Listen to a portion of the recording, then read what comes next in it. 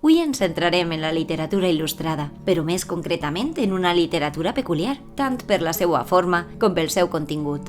Parlem del gènere epistolar, les cartes. Les cartes van ser utilitzades per diversos autors il·lustrats com un mitjà per a difondre coneixements sobre altres societats, costums o activitats diferents a les seues. El seu major avantatge era la seva versemblança.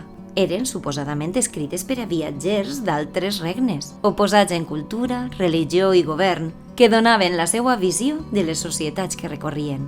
Este gènere feia la lectura més còmoda en escriure's amb un estil més amè que el de la majoria dels llibres de l'època. Destaquem un parell d'obres que seran les protagonistes d'este vídeo: Les cartes perses del baró de Montesquieu i les cartes marroquines de José Cadalso.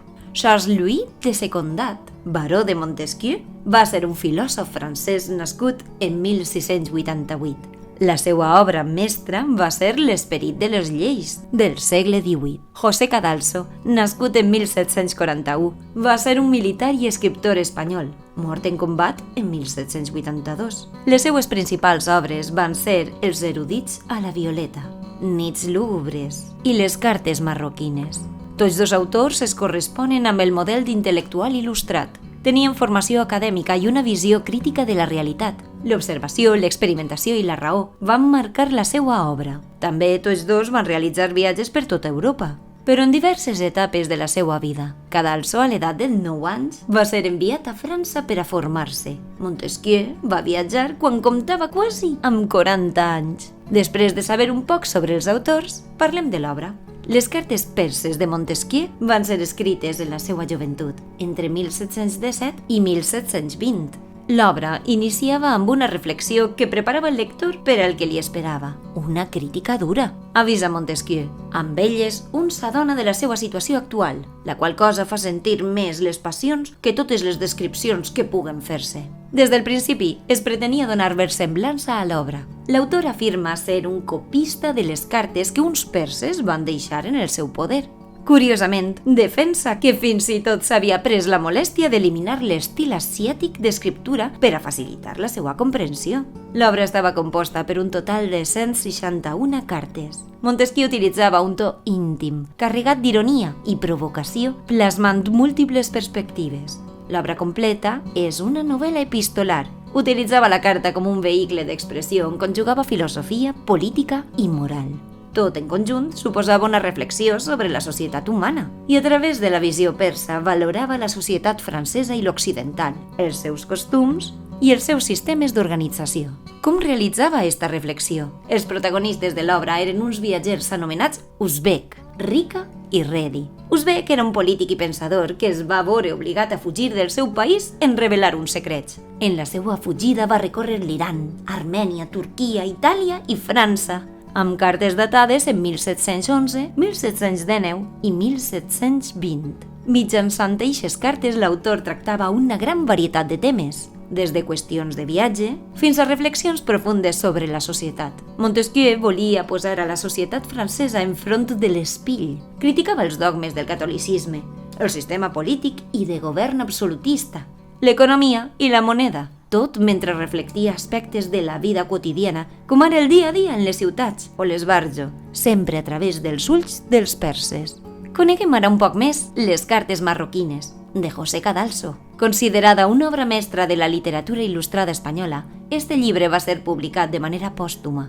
Cadalso va morir en 1782 i les cartes van començar a eixir a la llum en 1788. No es van publicar en un sol volum, com va ser el cas de les cartes perses. Les cartes marroquines, escrites entre 1774 i 1775, van aparèixer per primera vegada en la premsa, un fet prou comú en l'època. Finalment, en 1793, les cartes es van recollir en un volum dividit en 3 parts. Una introducció, 90 cartes datades en 1768 i una nota final. En la seva introducció, Cadalso reconeixia que el gènere epistolar estava de moda en l'època. Citava l'obra de Montesquieu, que coneixia en profunditat, però també altres exemples, com The Citizen of the World, d'Oliver Goldsmith, composat per cartes enviades per un mandarí que residia a Londres, al seu país d'origen. També Cadalso tractava de donar versemblança a l'obra i assenyalava: La sort va voler que, per mort d'un conegut meu, caiguera a les meues mans un manuscrit, el títol del qual és Cartes escrites per un moro anomenat Gazel Ben Ali a Ben Belei, el seu amic, sobre els usos i costums dels espanyols antics i moderns. Els protagonistes eren Gazel, un marroquí arribat a Espanya en la cort d'un ambaixador, Nuño, un espanyol amb el qual va entaular amistat, i Ben Belei, mestre de Gazel que residia al Marroc. L'obra versava sobre els costums espanyols vistos des de la perspectiva d'un viatger marroquí. Nuño feia de nexe comunicador i explicava els costums a Gazel durant el seu viatge, i este, al seu torn, li ho comentava Ben Belei en les seues cartes. L'obra era, en definitiva, una representació de la visió occidental i musulmana d'una mateixa realitat. L'autor analitzava la seva època, el caràcter de la nació, i assenyalava l'útil i l'inútil. Va fer una profunda crítica social i va destacar alguna de les causes de la decadència d'Espanya: les guerres, la divisió de la societat, l'emigració a Amèrica, l'endarreriment de la ciència. Va fer un repàs complet per la història d'Espanya, la conquesta i les diferències i similituds entre europeus i espanyols. En resum, una i altra són obres que mantenen similituds, i fins i tot en el nombre de protagonistes principals, però difereixen molt en el seu contingut. Montesquieu va fer una crítica global. Es va atrevir a criticar el sistema de poder establert, encara que ho va publicar de manera anònima. Cadalso, per contra, va evitar ficar-se en embolics amb la censura i es va centrar en realitzar una visió de la societat. Alguns analistes van assenyalar l'obra de Cadalso com una mala còpia de les cartes perses. El cert és que és segur coneixia la seva existència. Ja hem esmenat que Cadalso l'anomena en la seva introducció. Però a més, també coneixem de la seva relació a través d'una polèmica. L'estil clar i directe d'esta mena d'obres produïa reaccions en intel·lectuals del moment, reaccions que podien dur a respostes públiques.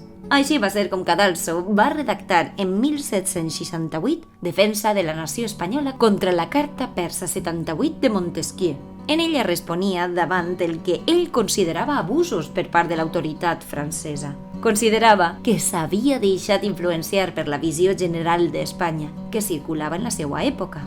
Un país endarrerit i inculte, i parlava sense coneixement de causa sobre els espanyols. Segons reconeixia en la justificació de la defensa, li preocupava que la visió d'Espanya, reflectida en l'obra de Montesquieu, poguera arribar als necis i es continuara propagant per Europa. Cadalso va respondre d'un en un els fragments de la carta original, especialment els que contenien afirmacions sobre la societat espanyola, a la qual considerava galòfoba, és a dir, que odiava a França, a més de supèrbia i mandrosa enfront del treball. La Inquisició, com sempre, era un tema clau, i Cadalso, malgrat els aspectes negatius que reconeixia en ella, contestava al francès. Encara que la Inquisició, des del seu establiment, haja cremat periòdicament tots els anys 2 dotzenes o 3 d'innocents, arribarà potser este número al dels degollats a França la nit del 23 al 24 d'agost de l'any 1572? En conclusió, amb els seus aspectes positius i negatius, una i altra obra